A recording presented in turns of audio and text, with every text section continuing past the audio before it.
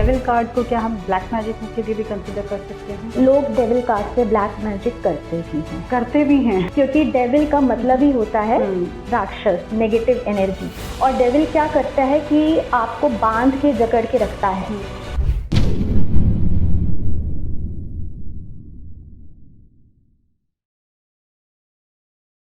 Hello दोस्तों, welcome to TVT podcast. आज हमारे साथ में एशा जी हैं जो कि स्पिरिचुअल रीडर हैं। आइए मिलते हैं एशा जी से। हेलो एशा जी। हाय तन्वी, मुझे बहुत अच्छा लगा यहाँ पे आके और एक प्लेटफॉर्म मिला है जहाँ पे हम बात कर सकते हैं spiritual healings, reiki and relationship healings. Esha ji, tarot cards हमारे लाइफ को हमें कैसे गाइड करते हैं? टैरो कार्ड्स क्या है, हमारी लाइफ का ब्लूप्रिंट होता है और टैरो कार्ड्स हमारी एनर्जीज पे वर्क करता है। तो जिस तरीके की मेंटालिटी के साथ क्लाइंट्स आते हैं उसी तरीके की एनर्जी वाइब्स जो हैं टैरो कार्ड्स कैच करते हैं। और टैरो कार्ड्स फ्यूचर नहीं प्रेडिक्ट करते हैं। टैरो कार्ड्स आपको एक गाइडेंस देते हैं कि क्या ऑब्स्टिकल्स आ रहे हैं, क्या हर्डल्स आ रहे हैं और आप इन हर्डल्स को किस तरीके से पार कर सकते हैं। तो ये टैरो कार्ड्स रीडिंग होती है और हर इशू पे, ह्यूमन के हर इशू के ऊपर ये टैरो कार्ड्स होते हैं, like financial issues, relationship issues, mental blockages, finances issues, इन सब के ऊपर आप टैरो कार्ड से गाइडेंस ले सकते हैं। तो टैरो कार्ड से हमें रीडिंग गाइडेंस तो पता लग जाती है, बट क्या हम उससे नेगेटिविटी या ब्लैक मैजिक ऐसा कुछ हार्श चीज़ें वो भी क्योर कर सकते हैं? जी बिल्कुल, टैरो कार्ड से हम हेल्प ले सकते हैं। स्पेल्स होते हैं और टैरो कार्ड्स की स्पेसिफिक कुछ कार्ड्स होते हैं, पॉजिटिव कार्ड्स। एक कैंडल को बर्न करके उसके आगे हम टैरो कार्ड्स रख के हम मैनिफेस्ट कर सकते हैं कि ये जो ब्लैक मैजिक है, जो ये नेगेटिविटी है, वो रिलीज हो गई है। तो आजकल लोग काफ़ी टैरो कार्ड्स को स्पेल में भी यूज़ करते हैं। जैसे टैरो कार्ड्स में एक डेथ कार्ड होता है और ये डेथ कार्ड जो होता है नेगेटिविटी रिमूवल के लिए होता है। अच्छा। क्योंकि लोग समझते हैं कि डेथ कार्ड आ गई है तो हम मर जाएंगे, लेकिन डेथ कार्ड का एक बहुत ही डीप मीनिंग होता है न्यू बिगिनिंग, ट्रांसफॉर्मेशन। मतलब अगर हम मर जाते हैं तो उसके बाद हमारा न्यू ट्रांसफॉर्मेशन होता है। तो लाइफ का वो न्यू ट्रांसफॉर्मेशन होता है, तो वो नेगेटिविटी रिलीज करते हैं। और एक टैरो कार्ड में डेविल कार्ड आता है। वो डेविल कार्ड जो होता है हमारी लाइफ की बॉन्डेज, लस्ट, नेगेटिविटी, वो सबको डिपिसिट करता है। तो उसका भी हम यूज़ कर सकते हैं स्पेल में कि वो हमारी लाइफ से, वो डेविल, वो नकारात्मक शक्ति हमारी लाइफ से निकल गई है। अब चाहे वो इविल आई हो या ब्लैक मैजिक हो, हम उस पर उसको रिलीज कर सकते हैं। तो अभी आपने डेविल कार्ड की बात करी, तो डेविल कार्ड को क्या हम ब्लैक मैजिक के लिए भी कंसिडर कर सकते हैं कि ब्लैक मैजिक हुआ है अगर वो आता है तो? लोग डेविल कार्ड से ब्लैक मैजिक करते भी हैं क्योंकि डेविल का मतलब ही होता है राक्षस, नेगेटिव एनर्जी। और डेविल क्या करता है कि आपको बांध के जकड़ के रखता है। टैरो कार्ड्स में दो कार्ड्स होते हैं, वो दोनों एक दूसरे से ऑपोजिट है। एक लवर्स कार्ड होता है और एक डेविल कार्ड होता है। लवर्स कार्ड में दो लवर्स खड़े होते हैं और एंजल उन्हें प्रोटेक्ट कर रही होती है। और डेविल कार्ड में दो लवर्स होते हैं और डेविल उनको पकड़ के रखा होता है। तो ये टोटली ऑपोजिट होते हैं। लोग डेविल कार्ड के थ्रू ब्लैक मैजिक स्पेल भी करते हैं और ब्लैक मैजिक स्पेल जो है उसको रिमूव भी किया जा सकता है डेविल कार्ड के साथ पॉजिटिव कार्ड्स को रख के। मतलब टैरो कार्ड सिर्फ गाइडेंस नहीं, गाइडेंस भी प्रोवाइड करते हैं, प्लस साथ में हम उनसे स्पेल भी कर सकते हैं। बिल्कुल, स्पेल भी, क्योंकि हर एस्पेक्ट का दो एस्पेक्ट होता है लाइफ का, पॉजिटिव और नेगेटिव। वो ह्यूमन बीइंग और इंडिविजुअल पे डिपेंड करता है कि आप उस नॉलेज को किस तरीके से यूज़ कर रहे हो, नेगेटिव वे में यूज़ कर रहे हो कि पॉजिटिव वे में यूज़ कर रहे हो। तो कितना असर होता है ये स्पेल्स का? ये स्पेल कास्टर की पावर पे डिपेंड करता है, स्पेल कास्टर की नॉलेज पे डिपेंड करता है। जैसे बहुत सारे फ्रॉड्स भी हैं इस इंडस्ट्री में, तो वो पावरफुल नहीं हुए, वो सिर्फ पैसों के पीछे भाग रहे हैं और पावरफुल नहीं है, तो उनसे जो आप स्पेल कास्ट करवाओगे वो उल्टा भी पड़ सकता है, तो और असर भी नहीं कर सकता है। तो ये देखा जाता है कि जो जिससे भी आप स्पेल्स करवा रहे हो वो पावरफुल कितना है, उसके पास नॉलेज कितनी है। सबसे पावरफुल कार्ड कौन सा होता है टैरो में? टैरो में मेरे हिसाब से टावर कार्ड होता है, वो बहुत पावरफुल होता है। टावर कार्ड में क्या होता है कि एक बिल्डिंग है और बिल्डिंग एकदम नीचे गिर रही है, तो ये एक ट्रांसफॉर्मेशन का भी कार्ड होता है। न्यू बिगिनिंग का कार्ड होता है। ऐसा कार्ड होता है कि अब हमारी लाइफ में जब हमें दिखता है कि सब कुछ ख़त्म हो गया, लेकिन वहीं से एक रोशनी दिखाई देती है, वो टावर कार्ड होता है। और ये काफ़ी पावरफुल कार्ड होता है। अगर हम इस मोमेंट में, आपने सुना भी होगा कि वो एक फला आदमी जो है वो टावर मोमेंट से गुजर रहा है, टावरी मोमेंट बहुत लोग बोलते हैं। तो टावर यही होता है कि एकदम से ज़िंदगी ऐसी थी, एकदम से ऐसी हो गई, पलट गई। और वो ज़िंदगी पलटने में भी एक आशा की किरण होती है, एक होप होता है। तो टैरो कार्ड में टावर कार्ड बहुत ज़्यादा पावरफुल होता है। वो आपको नॉलेज देता है, वो आपको एक सही दिशा में जाने का रास्ता दिखाता है। अच्छा, टैरो कार्ड के साथ साथ साइकी रीडिंग, आप साइकी रीडिंग का भी यूज़ करते हैं? बिल्कुल। तो साइकी रीडिंग क्या है? टैरो कार्ड्स जो होते हैं वो डिफरेंट सेट ऑफ कार्ड्स होते हैं, 78 कार्ड्स जो एनर्जी को कैच करते हैं और उसके अकॉर्डिंग, सिचुएशन और एनर्जी के अकॉर्डिंग आपकी रीडिंग आती है। लेकिन जो साइकिक रीडिंग होती है वो एकदम टोटली डिफरेंट होती है। जो साइकिक रीडर होते हैं उनको टैरो कार्ड्स और भी कोई डिविनेशन टूल की ज़रूरत नहीं होती है। वो अपने सेंसरी सेंसेस से, लाइक सूंघने की सेंस से, सुनने की सेंस से, देखने की सेंस से, या अपने माइंड रीडिंग से, मेडिटेशन के थ्रू चीज़ों को अनकवर करते हैं। तो ये बहुत ही डिफरेंट तरीका है। लाइक जैसे मेरे पर्सनल अपना अगर मैं बताऊं तो क्या होता है कि जैसे मैं बैठी हुई हूँ और किसी चीज़ पे फोकस कर रही हूँ, उस चीज़ से रिलेटेड मुझे स्मेल आने लगती है।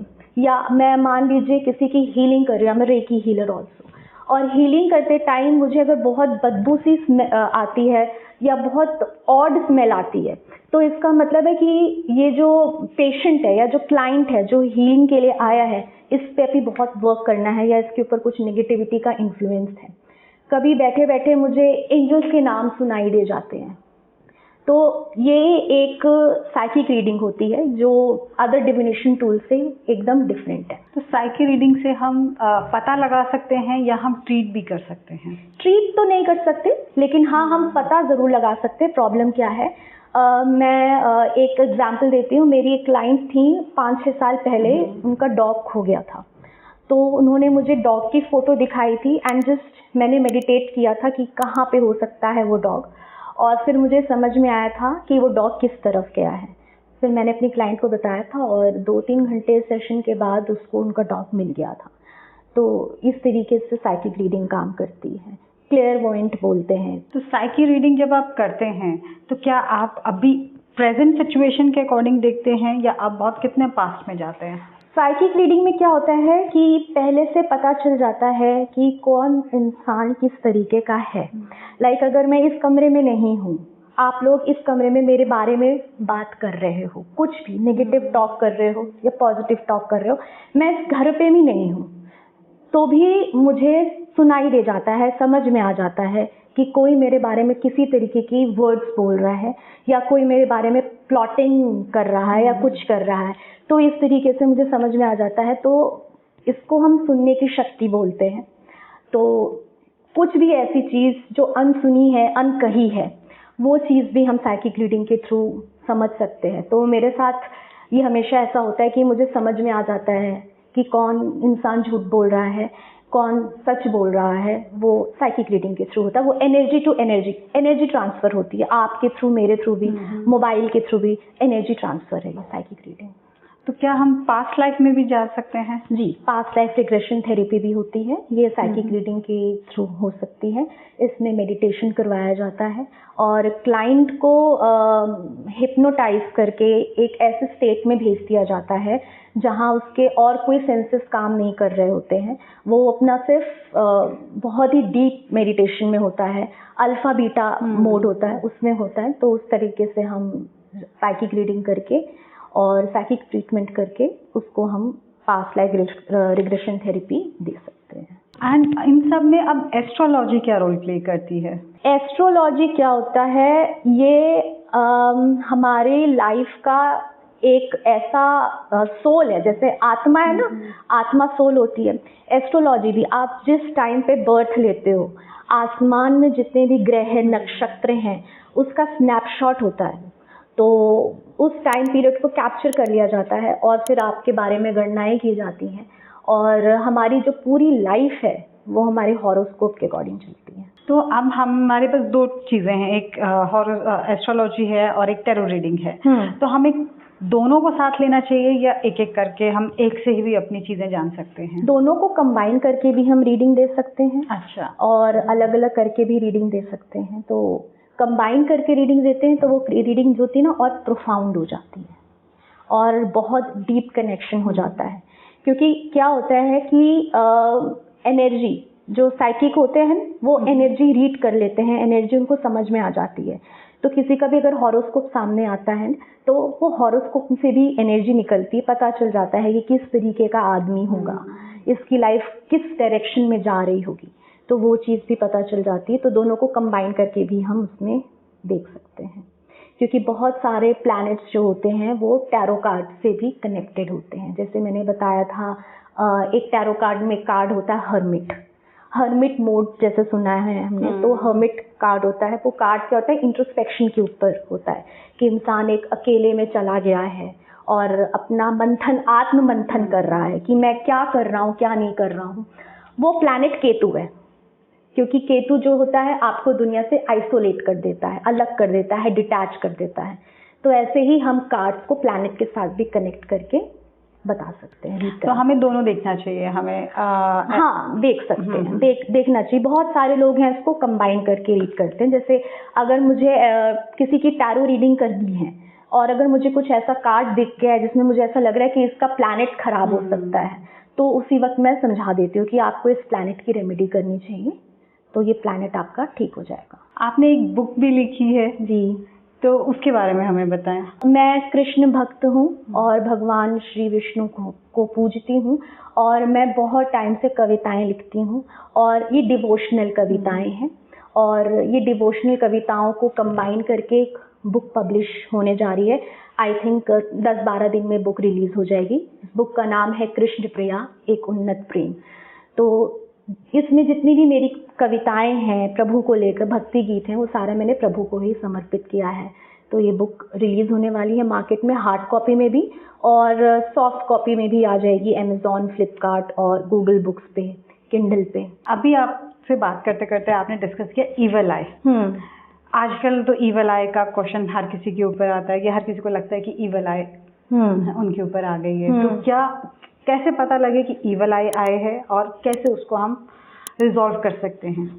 ठीक है, ईवल आई क्या होता है कि कई तरीके से काम करती है। या तो किसी ने उस पर ब्लैक मैजिक कर दिया है, कोई भी ऐसी इविल एंटिटी उसके ऊपर भेजती है, या फिर किसी ने बहुत बुरी नज़र लगा दी है, काम रुकते रुकते एकदम बनते बनते रुक गया, काम हो ही नहीं रहा है, या किसी भी चीज़ में आप सक्सेसफुल नहीं हो रहे हो, मन एकदम उदास रहता है, नींद नहीं आती, घबराहट होती है, कुछ करने का मन नहीं करता है, तो इसका मतलब है कि कहीं ना कहीं आप पे इविल आई है। किसी ने आपकी तरक्की को रोकने के लिए कुछ ना कुछ स्पेल वर्क किया है। जैसे मैंने बोला था कि ब्लैक मैजिक भी होता है और वाइट मैजिक भी होता है। तो वाइट मैजिक जो होता है ब्लैक मैजिक को ख़त्म करता है।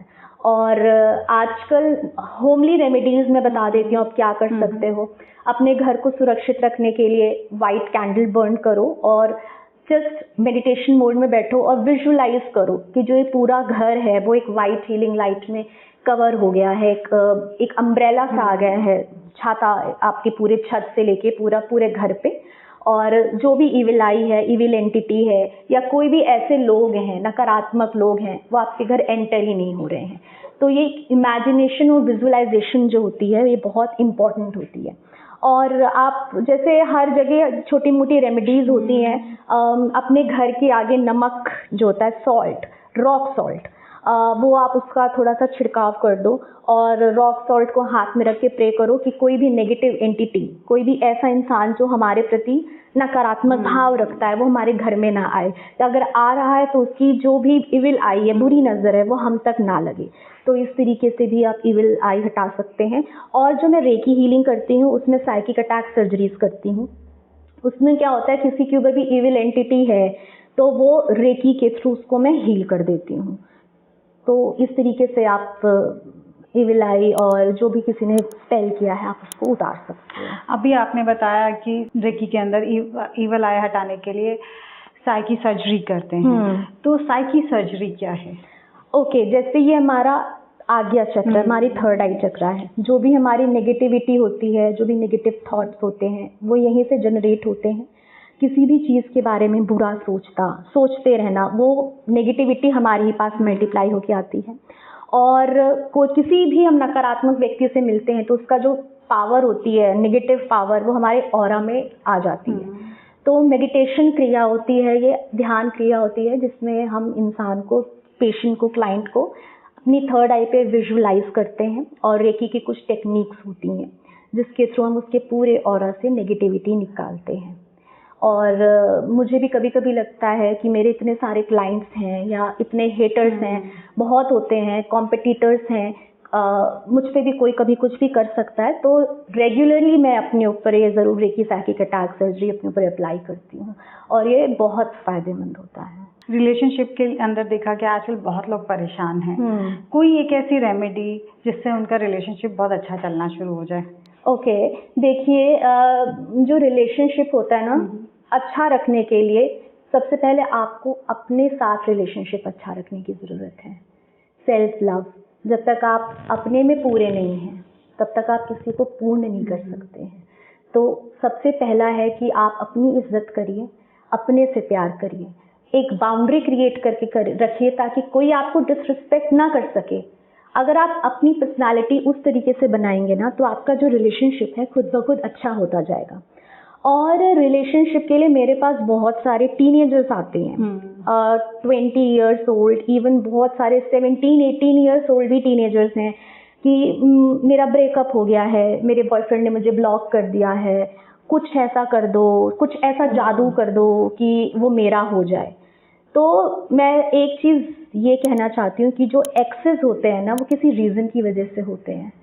अगर वो आपसे सच्चा प्यार करते हैं ना, वो आपको छोड़ के नहीं जाते। पर फिर भी बहुत लोग बोलते हैं कि कुछ हीलिंग कर दो, तो रिलेशनशिप हीलिंग्स होती हैं, रेकी में ही रिलेशनशिप हीलिंग्स होती हैं। लेकिन रेकी वही चीज़ में हेल्प करती है जो डेस्टीन्ड है। अगर आपका बॉयफ्रेंड या आपका लाइफ पार्टनर आपके लिए डेस्टीन्ड है तो ही वो हर्डल्स जो हैं रिलेशनशिप हीलिंग्स के थ्रू ठीक होते हैं। जैसे आपने स्पेल की बात की थी, तो मैं रिलेशनशिप हीलिंग के स्पेल्स भी करती हूँ, जैसे ब्लू कैंडल कम्युनिकेशन के लिए, वाइट कैंडल पीस के लिए, और पिंक कैंडल रिलेशनशिप हीलिंग के लिए। थोड़ा सा केसर हो गया, रोज पेटल्स हो गए, रिलेशनशिप में प्यार बढ़ाने के लिए चॉकलेट्स हो गई, और टैरो कार्ड हो गया। टैरो कार्ड में 2 ऑफ कप्स होता है और लवर्स कार्ड होता है, उसको इकट्ठा करके उस पर मेडिटेट करना, इस तरीके से भी किया जा सकता है। लेकिन जो भी स्पेल्स होते हैं, स्पेशली वाइट स्पेल्स और रेकी, किए जाते हैं अच्छी चीज़ के लिए, है ना, तो बुरी चीज़ के लिए नहीं।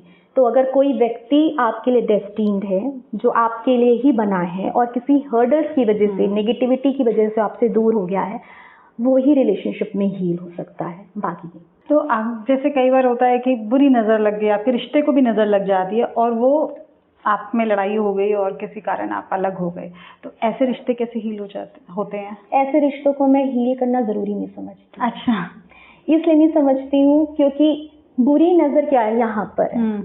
अगर आप अंदर से साफ हैं, अगर आप अंदर से अच्छे हैं, तो रिलेशनशिप टूटेगा नहीं।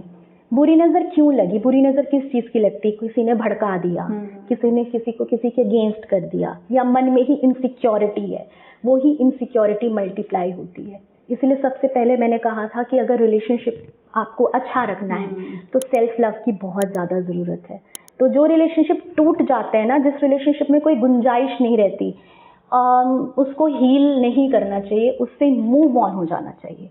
और ये चीज़ मैं आज इसीलिए यहाँ पे कहना चाहती, क्योंकि एक बिग प्लेटफॉर्म है, पॉडकास्ट हो रहा है, बहुत जगह डिस्ट्रीब्यूट होगा सोशल मीडिया पे, तो मैं यही कहना चाहती हूँ जिसका रिलेशनशिप टूट गया है या जो लोग अलग हो गए हैं, उस रिलेशनशिप को किसी भी हीलिंग से या किसी भी स्पेल से हील नहीं करना चाहिए, क्योंकि वो डेस्टीन्ड नहीं है। क्योंकि आपकी इनसिक्योरिटीज़ ही आपके अंदर इतनी ज़्यादा हैं, क्योंकि क्या होता है कि रिलेशनशिप क्यों टूटता है?